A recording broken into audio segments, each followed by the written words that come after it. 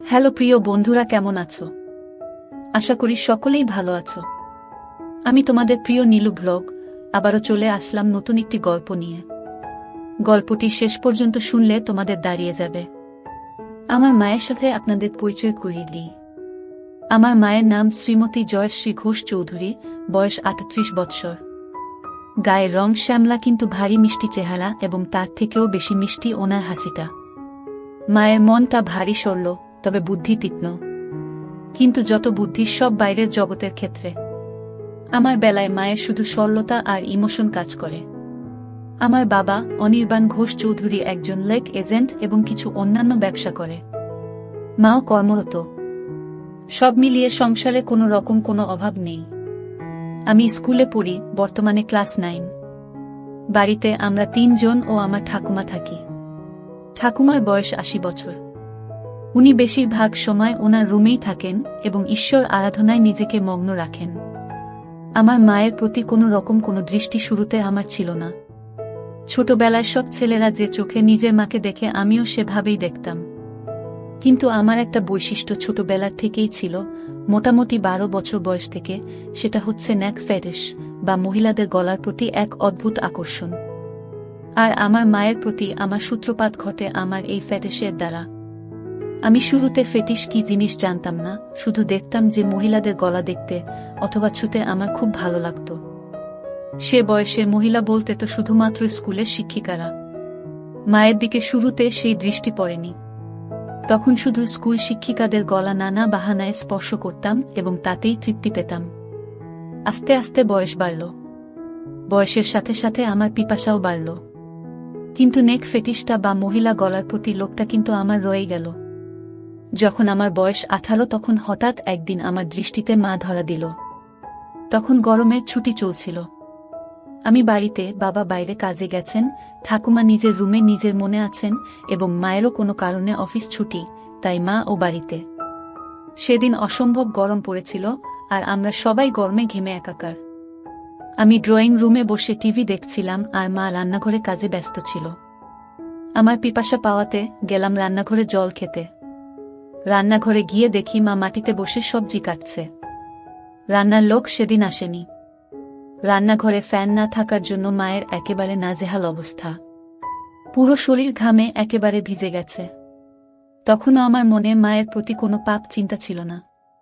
আমি নির্বিকার মনে জল খাবার জন্য মায়ের পেছনে রাখা শেলফ থেকে জালের বোতল নেবার জন্য মায়ের পাশ দিয়ে মায়ের পেছনে চলে গেলাম। জলের বোতল নিয়ে আমি জল খেতে খেতে সামনের দিকে, মানে মায়ের দিকে ঘুরলাম।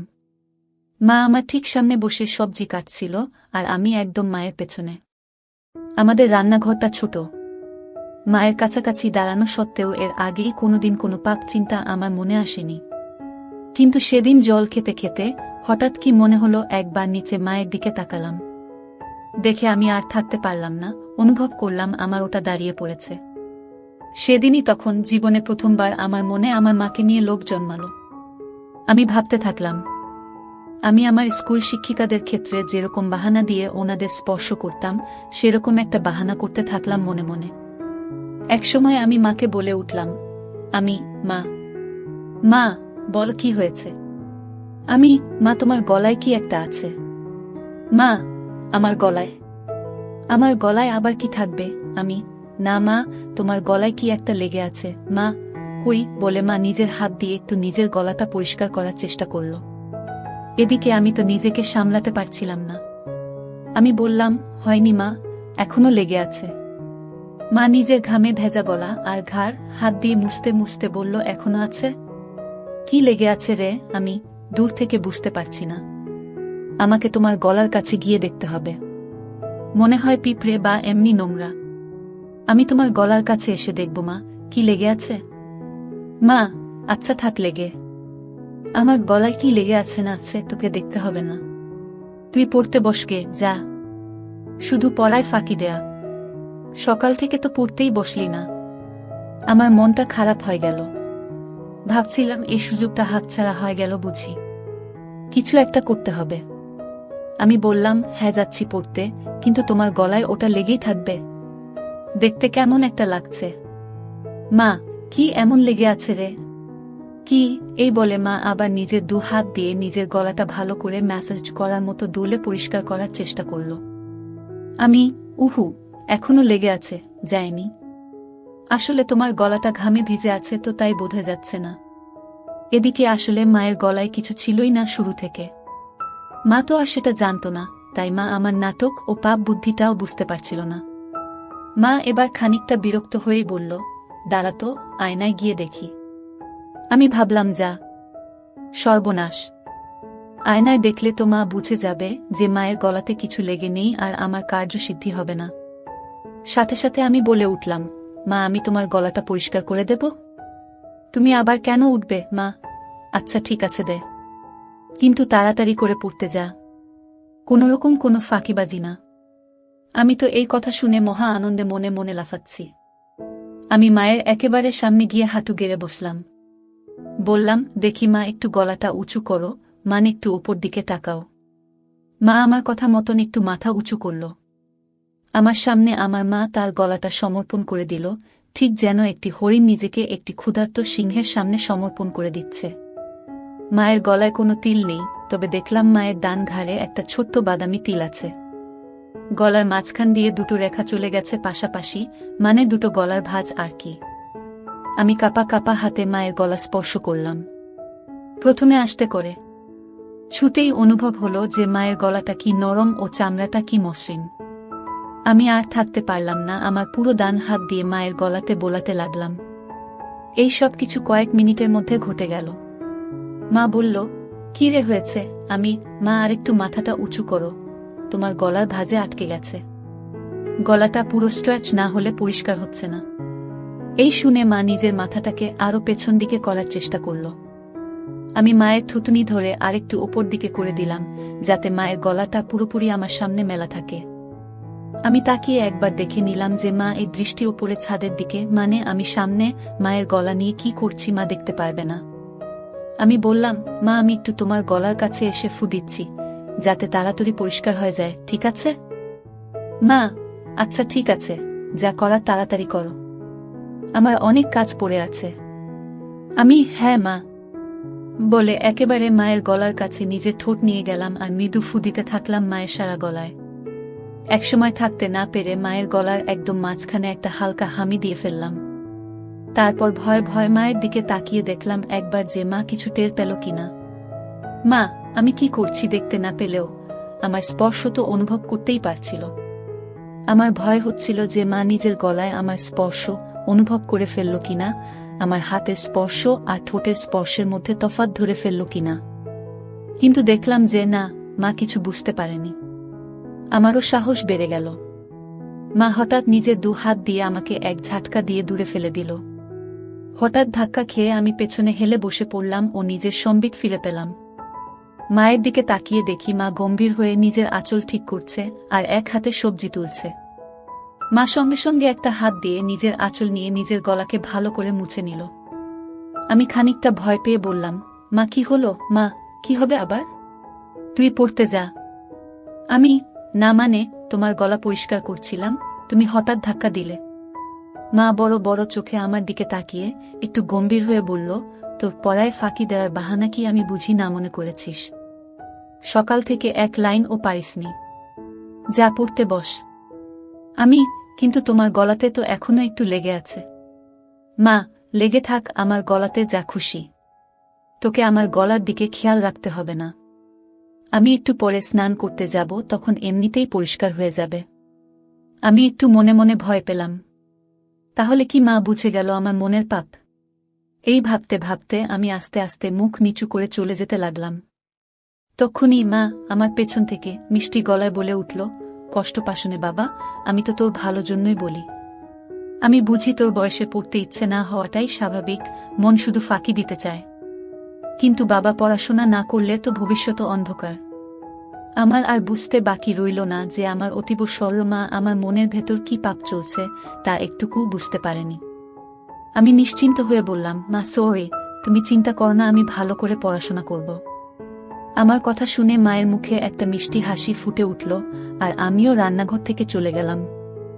অল্পটুকু স্বাদ পাওয়ার পর থেকে আমার মন পাপ চিন্তায় ভরে উঠল। যেই মহিলাকে আমি এতদিন শুধু মা হিসেবে পুজো করে এসেছি, সেই মহিলা, সেই নারী এখন আমার কাছে একটা তৃপ্তির দেহ মাত্র, যেটা দিয়ে আমার বাসনার পিপাসা তৃপ্ত মেটাতে পারব। আমার মন তৎপর হয়ে উঠল। মা শব্দটা আমার কাছে একটি দারুণ অনুভূতির শব্দ হয়ে উঠল। আমার হঠাৎ মায়ের বলা কথাটা মনে পড়ল, মা স্নান করতে যাবে। হঠাৎ দেখি মা জল ভরা বালতি নিয়ে আমার রুমে এসে হাজির। বুঝলাম কাজের মাসি আসেনি, তাই মাকেই ঘর মুছতে হচ্ছে। মা বলল, এই যে, হয় ঘরের বাইরে যা, নয় খাটের উপর পা উঠিয়ে বস, ঘর মুছব। আর খবরদার বলে দিচ্ছি, যতক্ষণ না ঘর শুকোচ্ছে মাটিতে পা ফেলবি না, ঠিক আছে? আমি সজোরে মাথা নাড়িয়ে আমার সম্মতি জানালাম এবং তাড়াতাড়ি খাটে উঠে ইঙ্গিত দিলাম যে আমি রুমেই থাকছি। মা নিজের শাড়ির আঁচল কোমরে গুজে হাঁটু গেড়ে বসে পড়ল এবং নিজের মতো ঘর মোছা শুরু করল। আমার খাটে সবসময় একটা পড়ার বই খোলাই থাকে, তখনও ছিল, আর ওটাই আমাকে তখন বাঁচালো, নয়তো আবার পড়াশোনায় ফাঁকি দেওয়ার জন্য মায়ের বকুনি খেতে হতো। আমি বইটা নিয়ে পড়ার ভান করতে লাগলাম। কয়েক সেকেন্ড পর একবার আর চোখে মায়ের দিকে তাকালাম। তাকিয়ে যা দেখলাম তাতে আমার চক্ষু ছানাবড়া হয়ে গেল। ঘরে ফ্যান চলা সত্ত্বেও মা তখনও ঘামছে, সারা শরীর ঘামে ভেজা। আমি লক্ষ্য করলাম ঘামের বিন্দুগুলো মায়ের কপাল থেকে আস্তে আস্তে নেমে যেতে থাকল। একটু পরেই মায়ের ঘর মোছা হয়ে যাবে আর মা ছাদে যাবে কাপড় মেলতে। আজকে ছুটির দিন, তাই নিশ্চয় মা প্রচুর কাপড় ধুয়েছে এবং তাই বেশ সময় লাগবে কাপড় মেলতে। ঠাকুমাকে নিয়ে চিন্তা নেই, উনি শুধুমাত্র সন্ধে বেলা একটু ঘর থেকে বেরোন। এই দুপুরের সময়টায় উনি নিজের ঘরেই থাকেন। আমি অপেক্ষা করতে থাকলাম কখন মা ছাদে যায়। একসময় মা হাত পারল, রুদ্র, আমি ছাদে যাচ্ছি, ঘরের দিকে নজর রাখিস। ঠাকুমা কানে শোনে না, তাই ঘর ফাঁকা হলে কাউকে ঘরের খেয়াল রাখতে হয়।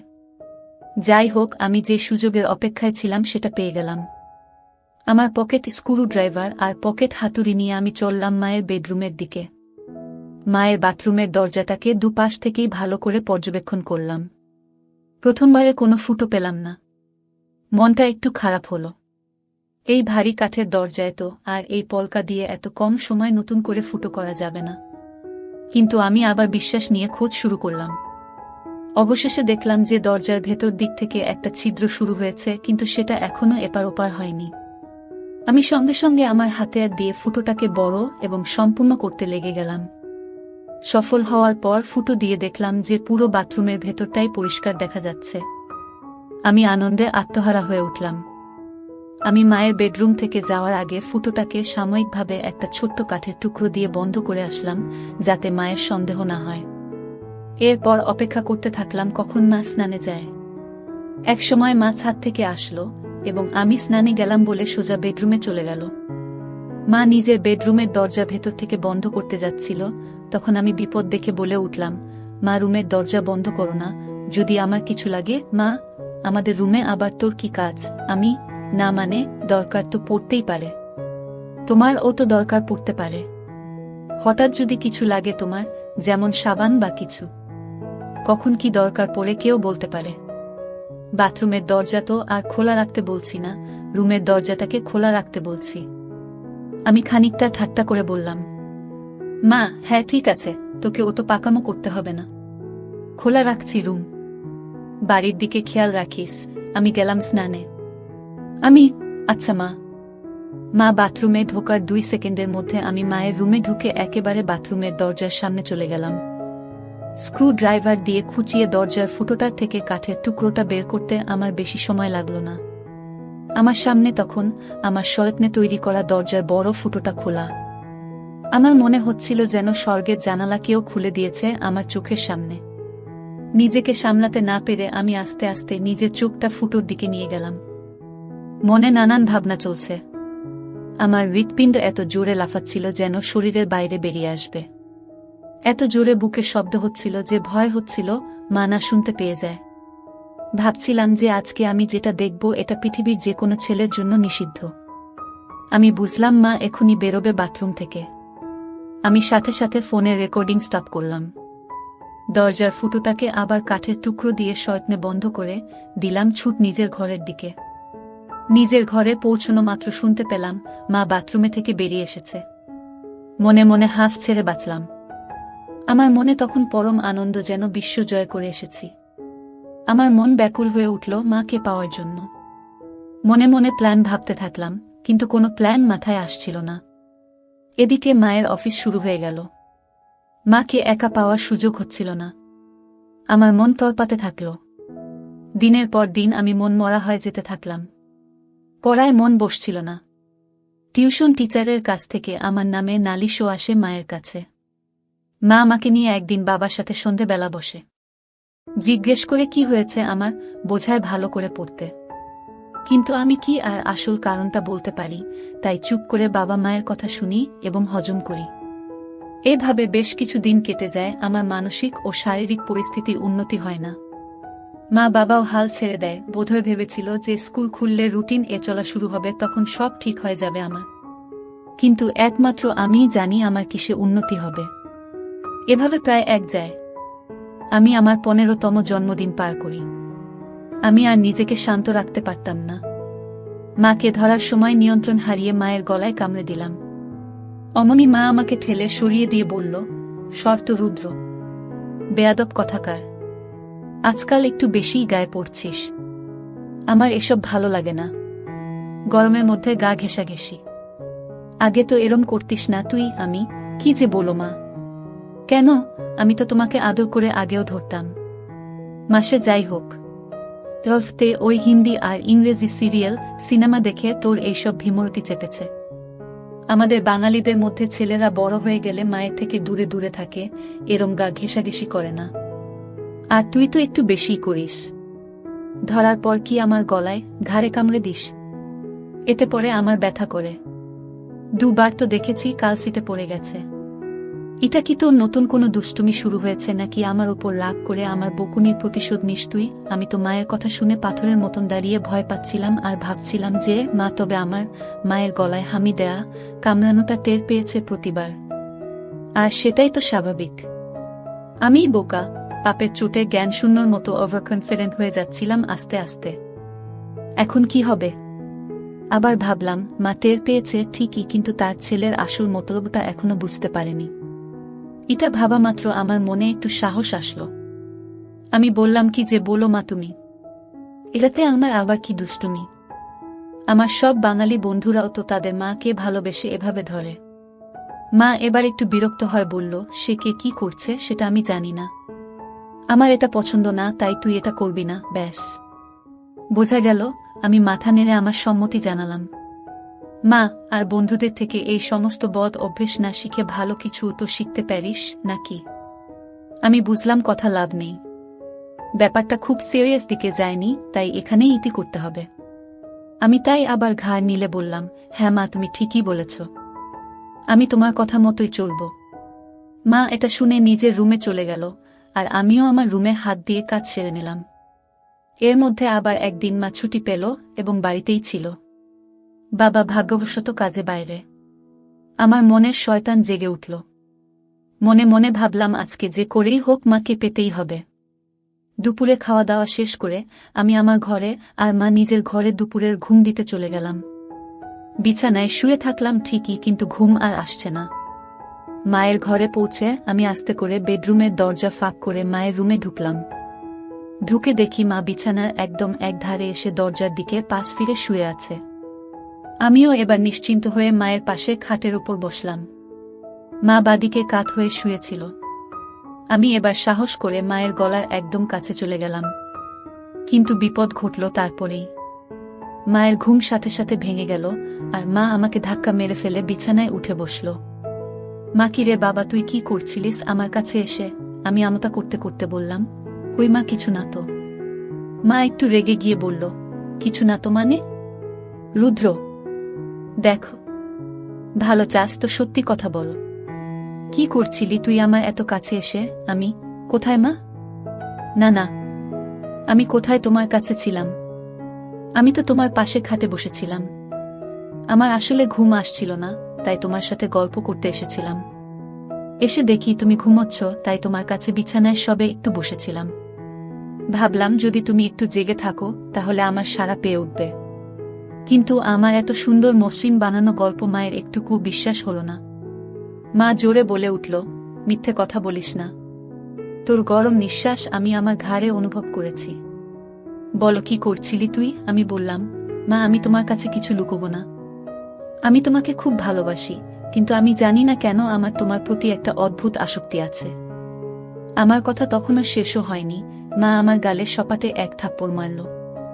আমি প্রায় মাথা ঘুরে বিছানায় লুটিয়ে পড়লাম। মা, তোর লজ্জা করছে না রুদ্র, তোর মাকে এগুলো কথা বলতে? আমি তোর মা, তোকে জন্ম দিয়েছি। মা মানে বুঝিস জানোয়ার। হায় ভগবান, এগুলো কথা তো আমি তোর বাবাকেও বলতে পারবো না।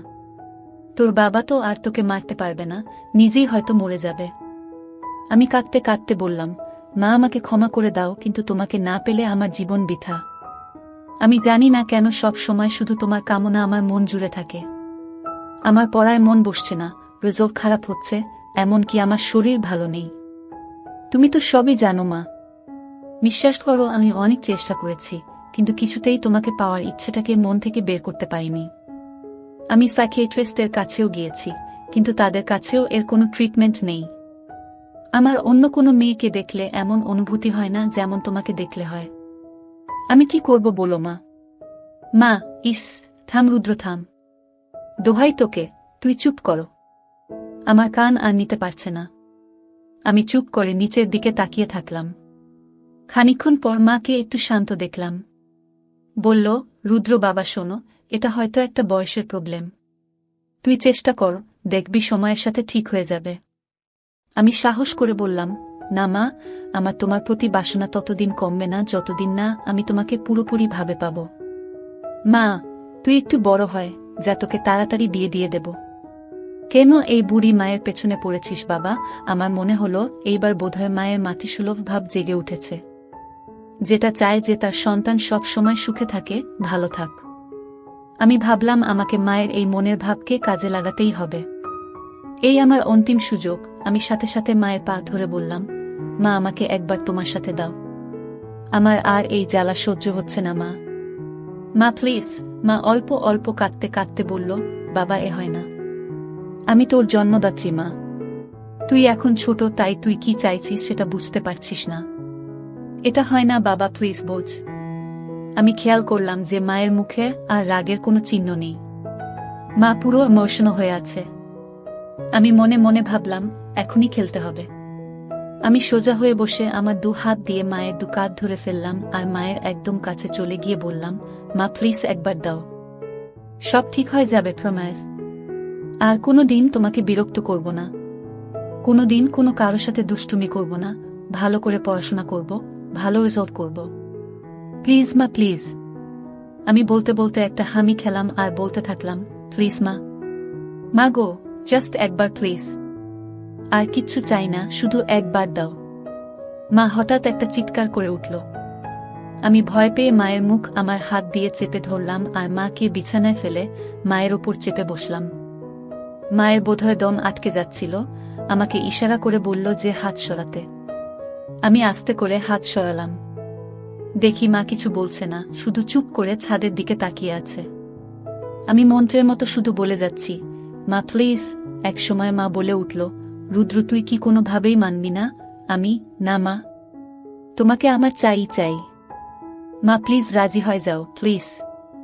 বোধহয় মা বুঝতে পেরেছিল যে আমি কিছুতেই মানবার পাত্র নই। মা একটা দীর্ঘশ্বাস ফেলল আর মুখটাকে আমার দিক থেকে সরিয়ে ডান দিকে ঘুরিয়ে বলল, ঠিক আছে। আমি যেন আমার কানকে বিশ্বাস করতে পারছিলাম না। এ যেন স্বপ্ন পূরণ। বুঝলাম যে মা নিজের ছেলের খুশির জন্য নিজেকে সমর্পণ করে দিচ্ছে।